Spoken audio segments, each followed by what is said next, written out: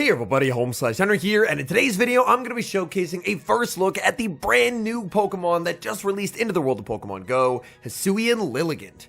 Hisuian Lilligant is a grass and fighting type Pokemon that has a pretty varied moveset. For the fast moves, you can run Bullet Seed or Magical Leaf, and for the charge moves, it's your choice of Petal Blizzard, Upper Hand, Close Combat, and Solar Beam. Since I'm already done with my sets for the day, today we'll be taking a look at Hisuian Lilligant in some open Great League practice battles with members of my Discord. So without further ado, let's hop into the matches, and let's go Hisuian Lilligant. Hopping into game number 1, picking up a tricky lead, Fortress into Steelix. Now Hisuian Lilligant, being a grass and fighting type Pokemon, has an incredible amount of weaknesses. Realistically, I think it's very difficult to try and cover for all of Hisuian Lilligant's bad matchups, so I decided that I was going to have to be weak to something. And that something is fire, so I'm leading Fortress, I have Lapras as the safe switch, and Hisuian Lilligant as the closer. Is this a good team? Probably not, but I think it was the best team that I could come up with that tried to give Hisuian Lilligant the best chance to succeed. Here, my Lapras save switch baits out an Annihilate, which is actually really nice. Annihilate goes for the Rage Fist. Lapras barely hangs on to make one final Sparkling Aria. This Sparkling Aria will get this Annihilate deep into the red health, and I should be able to get a Bullet Seed farm down with Hisuian Lilligant. Hisuian Lilligant is now up a shield and up a little bit of energy. The Steelix did store a bit of residual energy, and considering how glassy Hisuian Lilligant is, I'm going to have to put up a shield as they go for the Psychic Fangs.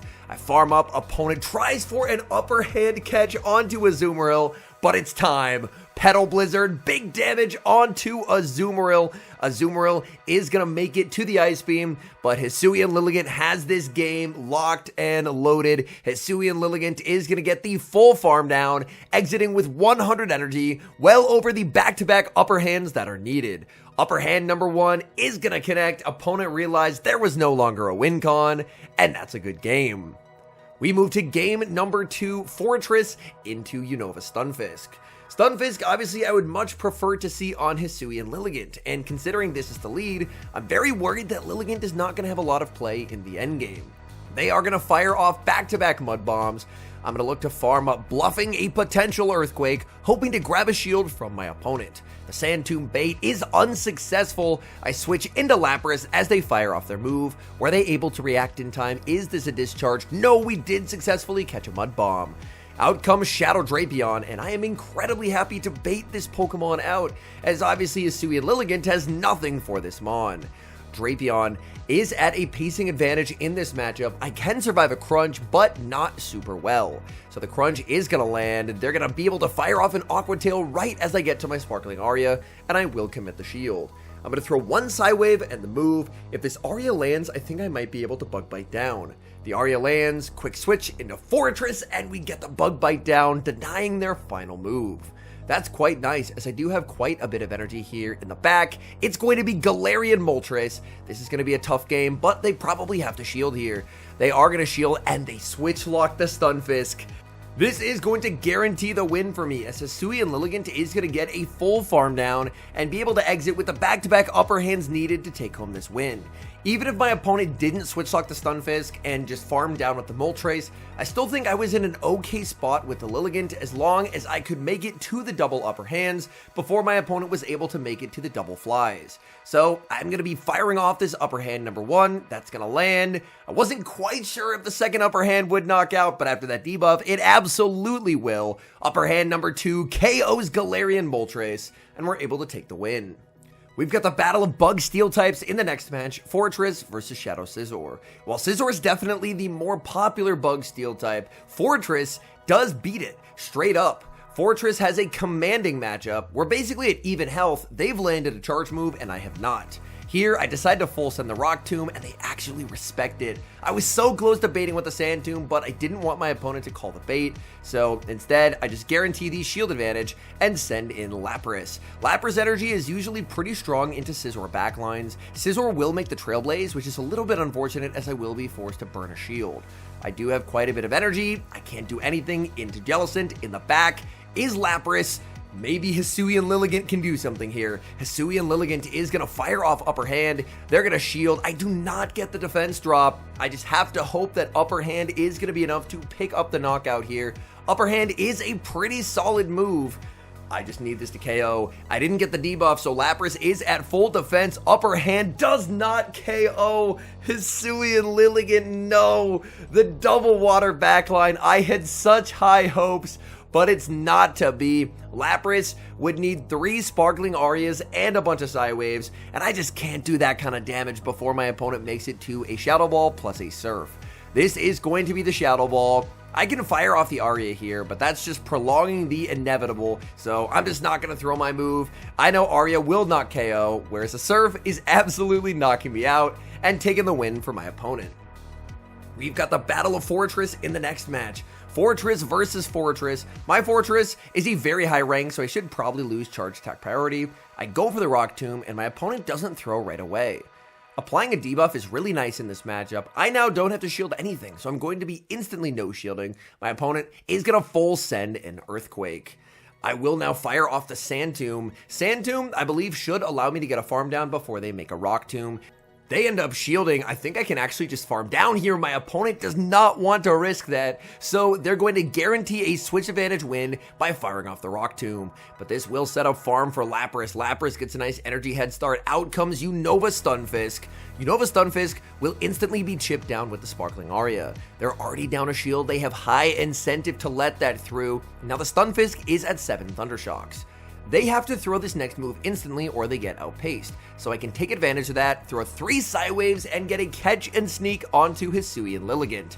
So I catch the discharge. In the back is Regidrago. This is not where Hisuian Lilligant wants to be. Hisuian Lilligant is going to be firing off Upper Hand. Upper Hand is going to connect. No defense drop comes through, but Lilligant makes one final Upper Hand before the opponent gets the full farm down. That's going to grab the shield. They exit with a ton of energy, and at this point, I think I've lost the game.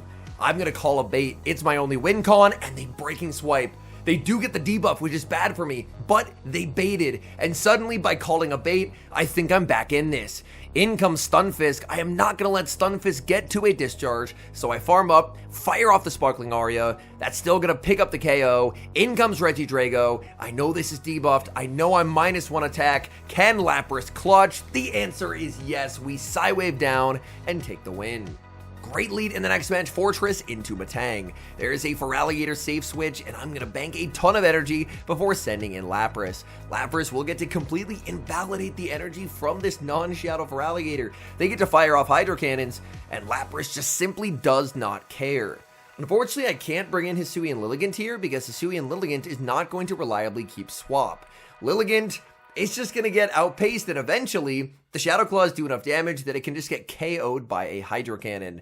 I was able to buff up my defense with a Skull Bash, which means I do actually bulk point Matang in this matchup. Their Fury Cutters are now doing less damage than they typically would, and that means I get another Sparkling Aria. Lapras putting the team on his back. We're able to get the Matang solo. In the back is Shadow Dragonite, and this game is over. I can just win this game by staying in with Fortress and playing it out this way. But this is a Hisuian Lilligant feature, so I'm going to bring out Hisuian Lilligant. I'm able to bait with the Sand Tomb, sending in the Lilligant, and we are just getting melted. Oh my goodness. I debated no shielding here, but I was very confident that I would get knocked out. And here, I miscount. A huge error. My opponent's able to force the final shield. They switch in Matang looking to snipe. I'm forced to fire off this Upper Hand. And unfortunately, by trying to make Hisuian Lilligant do something in this game, I've lost this game. It was completely won. I could have just stayed in and 2-shielded the Fortress, but instead, I brought in Hisuian Lilligant, and that was my fatal mistake, and that's game over. There is a blast from the past in the next match, Fortress into Goodra. Goodra was one of my favorite Pokemon of Meta's past. Unfortunately, it's very difficult to use right now. Their Feraligatr save switch gets the Hydro Cannon caught onto Lapras, and Lapras is just very comfortable in this matchup. I decide to invest a shield here. Realistically, I don't have to invest a shield there if I don't want to. I can survive it, but I wanted to guarantee that I was keeping alignment. My opponent is going to shield, they're firing off the Hydro Cannon, and I realized I didn't even have to shield that move in the first place. My Lapras can always just Psywave down here. My opponent snipes down with Goodra. That's actually a pretty nice play because I was going to get to exit with a Skull Bash. But unfortunately, what that play has done, they invalidated a ton of my energy, but they've just switch locked a Goodra into a Fortress. And now Fortress gets the Rock Tomb, very comfortably farmed down, absorb whatever moves they throw because they're now debuffed, and exit with a Rock Tomb loaded. So it works out really nicely for Fortress. Fortress is going to be hit with a second Aqua Tail and get a full farm down. What is the opponent going to have in the back? We know they have a 1 HP for Alligator. It's a Gastrodon. I fire off the Sand Tomb into the Gastrodon, but even if the Sand Tomb is caught, which they actually waited a turn and caught, unfortunately, it's just not going to matter. Hisuian Lilligant actually doing something, hard countering Gastrodon. Let's go, Lilligant. They shield the upper hand. I should survive any move here, not by much. Hisuian Lilligant is so frail, but we will tank a Body Slam, make it to the upper hand, and that's going to be good night to Gastrodon as upper hand will pick up the KO. We move to the next game, Fortress into Tinkaton. This is a losing matchup for Fortress without Earthquake, so this is actually not an amazing lead matchup for me. Ideally, I'm going to try and bluff an Earthquake, but if my opponent doesn't respect it, then things could get a little bit tricky. What is also tricky is the fact that Bulldoze did get that 50-50 debuff, meaning that Play Rough suddenly does way more damage. This is enough for an Earthquake. It would hit for big damage. Tinkaton does not respect it whatsoever.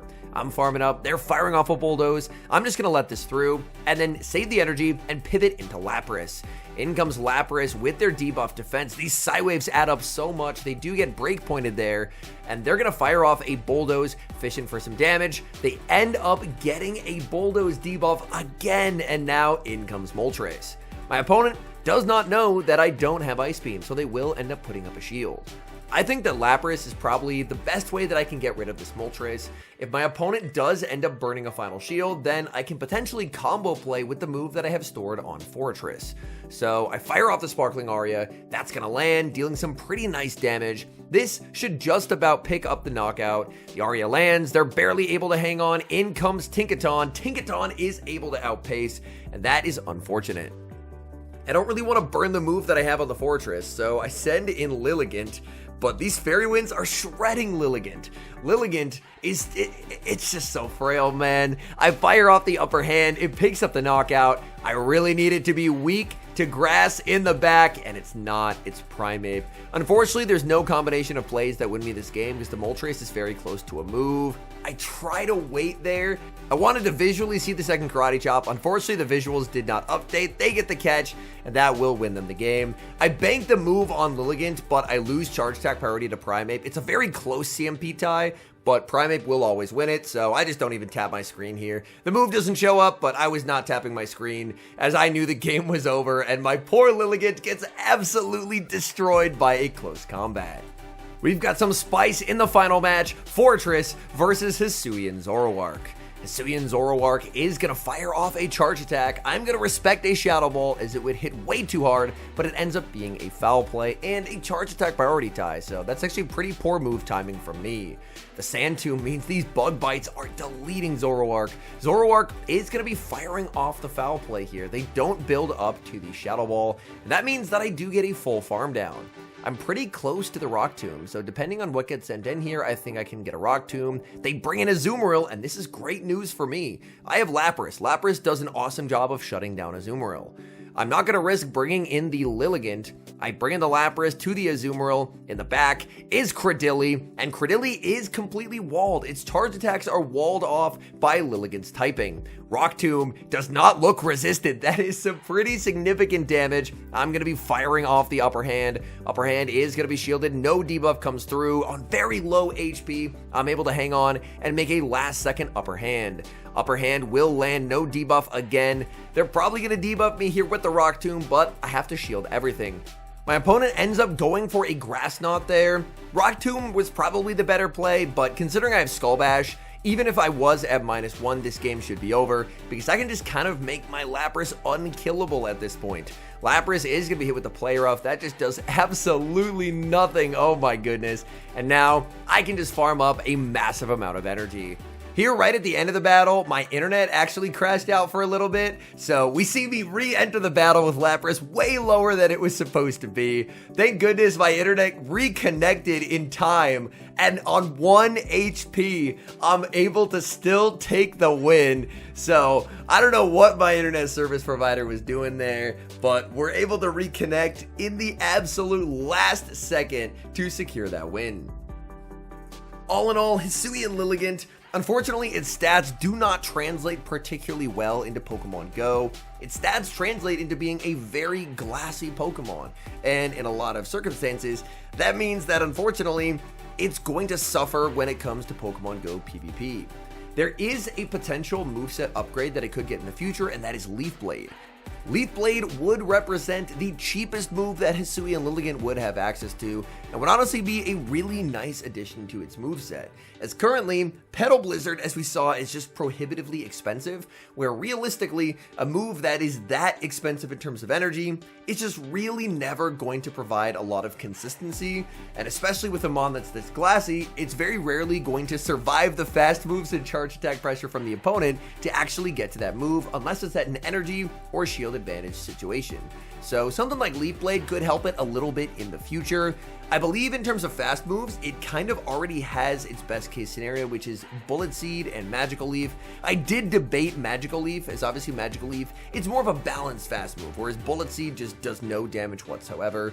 But I figured that considering we're stuck with Petal Blizzard as its coverage move, I really wanted to try and actually get to that move. So overall, Hisuian Lilligant, I would definitely recommend playing the raid day. It's a good dex entry, and it's always worth grabbing onto a mon in case it does get a future buff. As of the current moment, it doesn't really have any viability as far as any of the open leagues, but I always like holding on to something because you never know when Pokemon get buffed, like Hisuian Samurott when it first released. Didn't really do a whole lot of anything, but over time, with a Fury Cutter buff, and now we're all in the Hisuian Cup, Hisuian Samurott is suddenly a really viable Pokemon that a lot of people don't have because they just didn't play the raid day. So that'd be my recommendation. Have fun, play the raid day. You don't have to build anything now because it's not worth building at the moment, but it's worth holding on to because you never know what they may buff down the road. Anyways, thank you guys so much for watching. If you're enjoying the content, make sure to leave a like and subscribe to the channel if you haven't. And a special thank you as always to our channel members here on YouTube. The support you guys provide is genuinely so appreciated. So thank you guys oh so very much. And until next time, I've been HomeSliceHenry.